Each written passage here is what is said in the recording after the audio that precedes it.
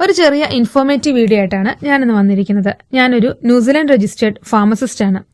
Prescription ഇല്ലാതെ എങ്ങനെ പ്രിസ്ക്രിപ്ഷനിൽ മരുന്നുകൾ കിട്ടും എന്നതാണ് ഇന്നത്തെ വീഡിയോ.